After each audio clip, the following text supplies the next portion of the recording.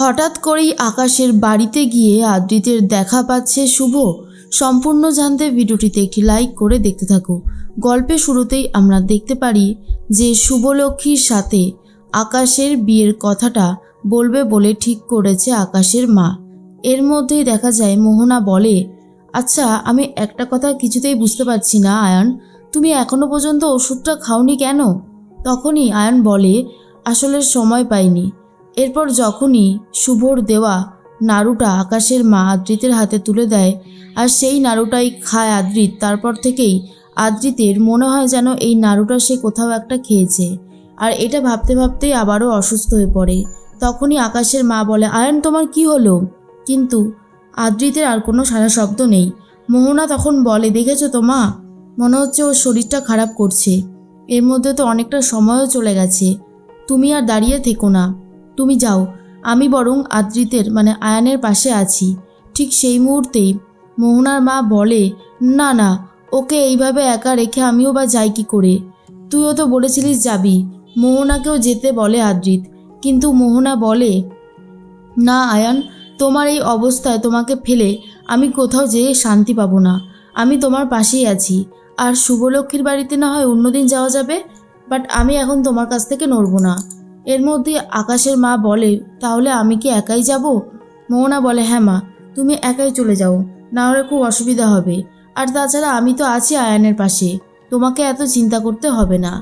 তখন আকাশের মা বলে, ঠিক আছে, তাহলে তোরা সাবধানে থাকিস।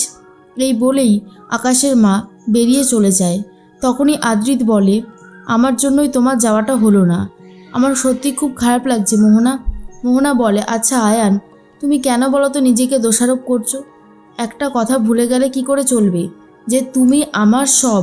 আমি তোমাকে সেই কবে থেকে নিজের কাছে রেখেছি, তোমার দায়িত্ব পালন করছি। তোমার যদি কিছু হয়ে যায় আমি তোমাকে তোমার পরিবারের লোকের কাছে ফিরিয়ে দেব কি করে? এরপরে আদ্রিত আর কিছু কথা বলতে পারছে না। অন্যদিকে সবাই মিলে অনেক হইহুল্লোড় মজা করতে থাকে। আকাশ তো খুব সুন্দর একটা গান গেয়েছে, আর সেটা শোনার পরেই রঞ্জিনী বলে, বা আকাশবাবু, আপনি তো খুবই ভালো সুন্দর গান গান, মানে আপনাকে তো আমরা চিনতেই পারিনি, আপনার মধ্যে অনেক কোয়ালিটি আছে। আর তখনই আকাশ বলে, হ্যাঁ আসলে বাচ্চাদেরকে ভালো করেই আমি সামলাতে পারি, আর কেশববাবুকে তো আরোই বেশি। রঞ্জিনী বলে, দেখবেন আবার আমাদের বাড়ির ছেলেটাকে ব্যাগে করে নিয়ে আবার চলে যাবেন না যেন, তাহলে কিন্তু আমরা খুব কষ্ট পাবো। তখনই সেবন্তী বলে, রঞ্জিনী কি হচ্ছেটা কি এসব, তুই কি কথা বলছিস আর কেনই বা বলছিস? ঠিক সেই মুহূর্তেই তখন রঞ্জিনী বলে, আরে দিদি ভাই, আমি তো ইয়ার কি করলাম, তুমিও বা সিরিয়াসলি কেন নিচ্ছ? এদিকে আদ্রিত করতে থাকে জিনিয়ার মা। পুরবী বলে, দেখুন আদ্রিত তো আমাদেরকে ছেড়ে অনেক দূরে চলে গেছে, আর কোনোদিনও ফিরে আসবে না, তাহলে ওর কথা বলে কী বা লাভ হবে, তাই না? আর ঠিক সেই মুহূর্তেই তখনই চলে এসেছে আকাশের মা। আকাশের মা বলে, আসতে পারি?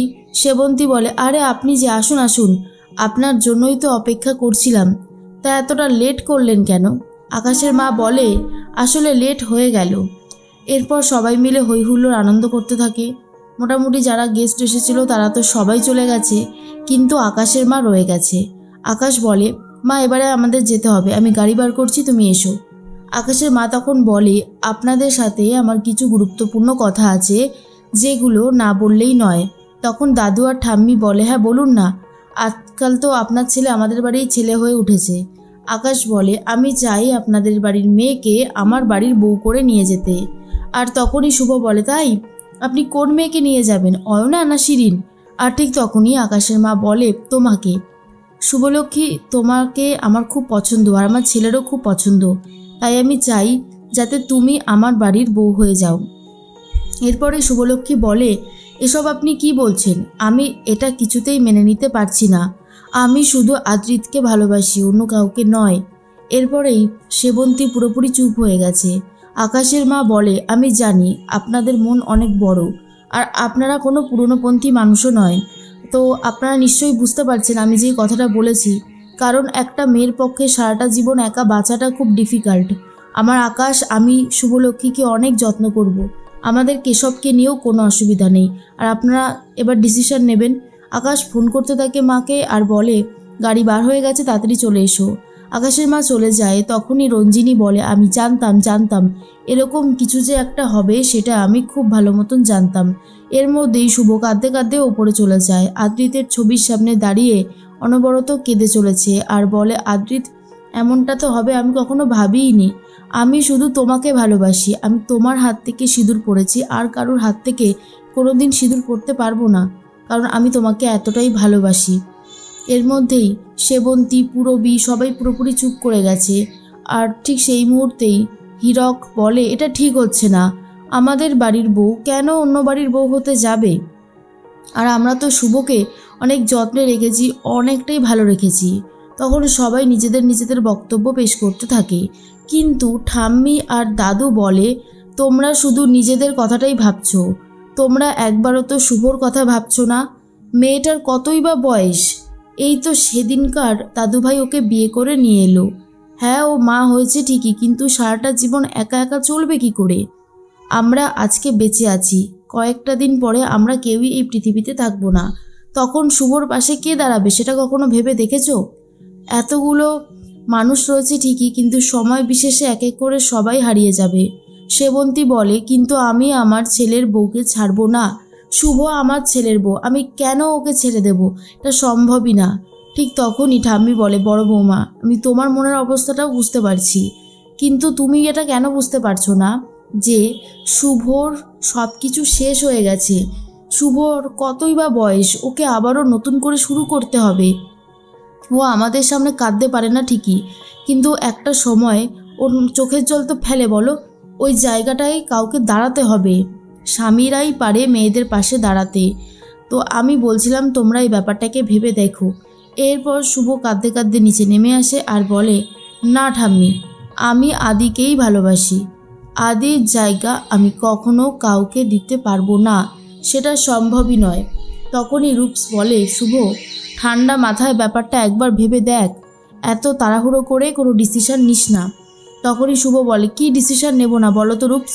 আর তার থেকেও বড় কথা, আমার স্বামী যেখানে থেকেছে আমি সেখানেই থাকবো, আর ছেলেকে নিয়ে আমি তোমাদের বাড়িতেই থাকতে চাই। এখন যদি তোমরা আমাকে বার করে দাও তাহলে আমার সত্যি কিছু বলার নেই।